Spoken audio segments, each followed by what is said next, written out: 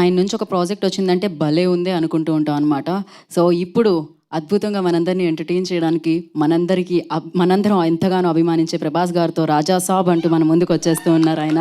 So ఆలస్యం చేయకుండా మన beautiful and fantastic director so Maruthi గారిని మాట్లాడాల్సిందిగా కోరుకుంటున్నాం.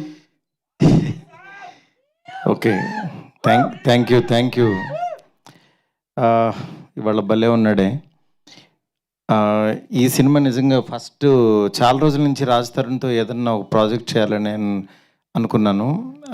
స్లోగా అనుకోకుండా ఈ పాయింట్ తట్టడంతో అది యాక్చువల్గా సాయికి చెప్తే తను నిజంగా చాలా బాగా డిజైన్ చేసి తీసుకొచ్చాడు. ఇంకా అక్కడి నుంచి స్టార్ట్ అయింది.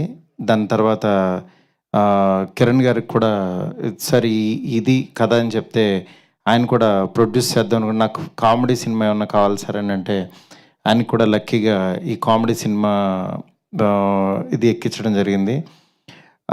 దీని తర్వాత మెయిన్ ఈ సినిమాని అంటే చిన్న సినిమా కాన్సెప్ట్ ఫిల్ము అంటే ఇవాళ ఆడియన్స్ నార్మల్గా అసలు థియేటర్కి వచ్చే పరిస్థితి లేదు.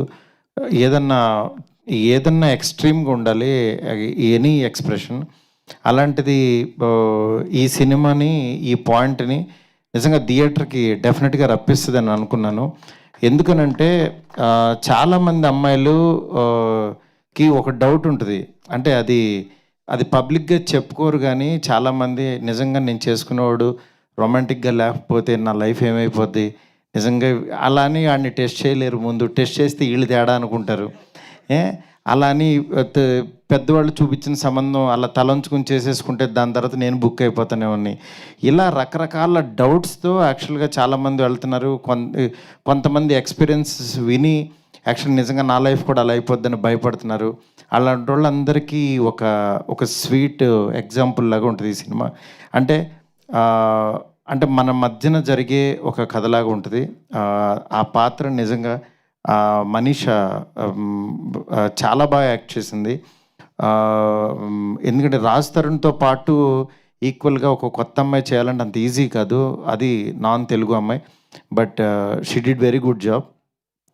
అట్లాగే ఈ టీం అందరినీ నిజంగా ఒక తాటి మీదలాగా, ఎందుకంటే ఇతను శివసాయి మామూలు టార్చర్ క్యాండిడేట్ కాదు. ఎందుకంటే నన్ను కూడా మామూలుగా టార్చర్ పెట్టడు. అంటే ఏదన్నా ఒకటి చెప్పిన తర్వాత ఇది ఎందుకు అది ఎందుకు అసలు అంటే 360 degrees మామూలుగా కొరడాలతో కొడుతుంటాడు.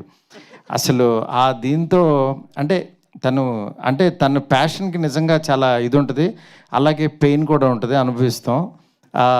అందుకని తనతో మాట్లాడి నా గొంతు కూడా పోయింది ఒక నెల. అంత అంటే నాకు తనలో నచ్చింది ఏంటంటే ఆ ప్యాషను, ఆ పిక్కి నాకు ఇది కావాలి, ఇది డీటెయిల్, ఇది కావాలనే తత్వం నిజంగా తన్ని డెఫినెట్గా చాలా హైట్స్కి తీసుకెళ్తుంది. అది ఆ ప్యాషన్ ఉన్నంతకాలం కూడా. నెక్స్ట్ రిమైనింగ్ టీం అందరికీ ప్రత్యేకంగా చెప్పక్కర్లేదు. శేఖర్ చంద్ర మంచి సాంగ్స్ ఇవ్వాలి. చిన్న సినిమాకి కామెడీ సినిమా కంటే ఎన్నిసార్లు చెప్పినా సరే తను నిజంగా ద బెస్ట్ ఇచ్చాడు. నిజంగా మీకు వదిలిన సాంగ్ కంటే ఇంకా కమింగ్ రాబోయే సాంగ్స్ చాలా బాగుంటాయి. అట్లాగే డిఓపి ఇద్దరు డిఓపిస్ చేశారు. ఇద్దరు కూడా చాలా ద బెస్ట్ వర్క్ ఇచ్చారు. నెక్స్ట్ ఇంకా టీం అందరూ ఇంకా ఆర్టిస్టులు అయితే ఒక్కళ్ళు కాదు, ఇండస్ట్రీలో ఉన్న వాళ్ళందరినీ పెట్టేశాడు. బడ్జెట్ పేలిపోయింది. అంటే ఇక్కడ ఇండస్ట్రీలోనే కాకుండా తమిళ నుంచి కూడా తెచ్చేసుకున్నాడు.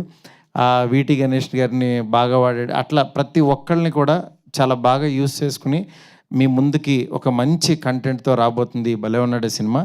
డెఫినెట్గా ఇది రిలీజ్ అయినప్పుడు మాత్రం ముందు చిన్న సినిమాగా రిలీజ్ అయ్యి పెద్ద సినిమా అవ్వబోతుంది, నేను చెప్తున్నాను గ్యారంటీగా.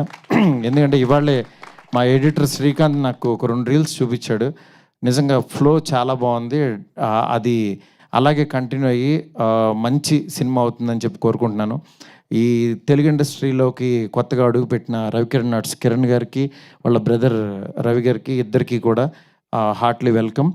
అట్లాగే ఈ చిన్న సినిమాలు ఎప్పటికీ బాగుండాలని నేను ఒక చిన్న సినిమాతో వచ్చా కాబట్టి నేను ఎంత పెద్ద సినిమా చేస్తున్నా చిన్న సినిమాని మాత్రం వదలకుండా అలా ట్రావెల్ అవుతున్నాను.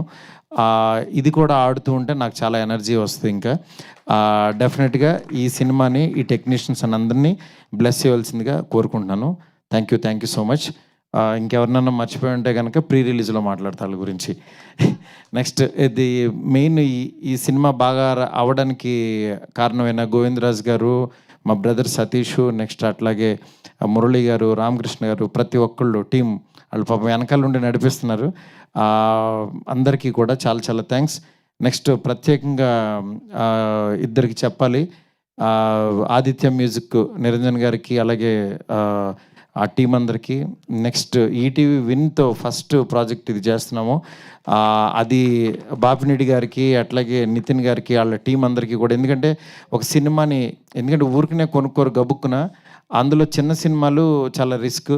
అలాంటిది చూసి మా కంటెంట్ నచ్చింది సార్, టీం అందరూ చాలా హ్యాపీ అని వాళ్ళు వచ్చి కొనుక్కున్నారు ఈ సినిమాని. ఇది ఫస్ట్ థియేటర్లో రిలీజ్ అయిన తర్వాత దాని తర్వాత ఈటీవీ విన్లో వస్తుంది.